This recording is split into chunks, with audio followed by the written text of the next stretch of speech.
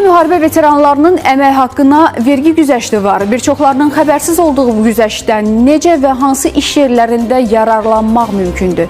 Güzəşt hansı məbləğə şamil olunur? Mövzunu mütəxəssislərlə araşdırmışıq. Ətraflı sujetdə.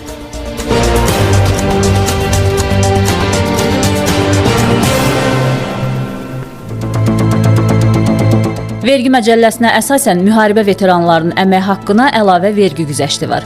Belə ki, onların hər hansı muzlu işdən əldə etdiyi gəlirin 400 manatı vergidən azaddır. Bundan başqa vergi məcəlləsinə görə bütün fiziki şəxslərin gəliri 2500 manata qədər olduqda onun 200 manatı vergidən azad olunur. Bir sözlə, müharibə veteranı olan şəxslərə bu güzəştlərin hər ikisi şamil olunur. Maraqlı məqam budur ki, 2019-cu ildən etibarən 7 il müddətinə qeyri-neft qaz özəl sektorda çalışanların 8000 manata qədər olan əmək haqqı ümumiyyətlə vergidən azaddır. 2019-cu ilin yanvarın 1-dən 7 il müddətinə 2026-cı ilin yanvarın 1-nə qədər özəl müəssisələrdə çalışan işçilərdə gəlir vergisi 8000 manata qədər olduqda 0% dərəcə ilə, 8000 manatdan yuxarı olduqda isə yuxarı olan məbləğin 14% məbləğində gəlir vergisi tutulur.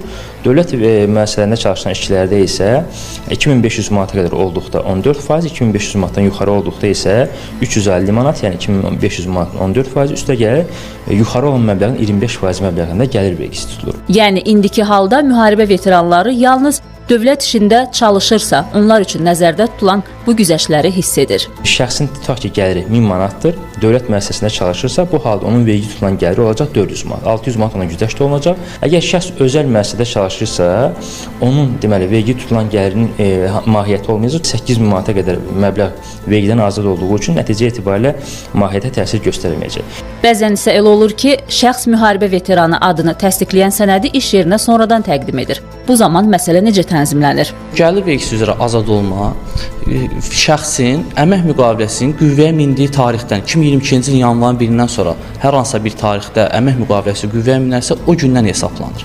Yəni şəxsin sənədi gec gətirməyindən sonra hesablanmır.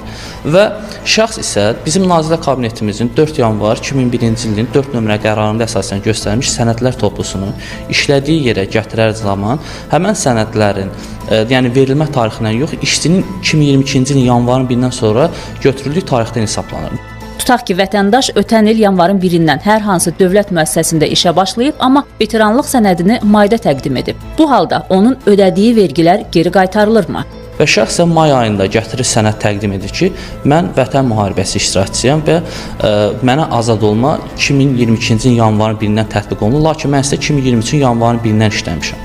Bu zaman müəssisə yanvar, fevral, mart, aprel aylarında işçidən tutduğu 56 manatı 4 ay üzrə toplayaraq 224 manatı işçiyə qaytaracaqdır və onun tutub dövlətə ödədiyi vergini isə verdiyi hesabatda dəqiqləşmə verib dövlətdən geri qaytaracaqdır. Burada söhbət yalnız həmin şəxsin gəlir vergisindən gedir. Sosial sığorta, işsizlikdən sığorta və icbari tibbi sığorta haqlarına isə azad olma və ya güzəştlər şamil edilmir. Ülviyə Sabir qızı, Samir Göylərli, Qərib Cavadov, İqtisadi Zona.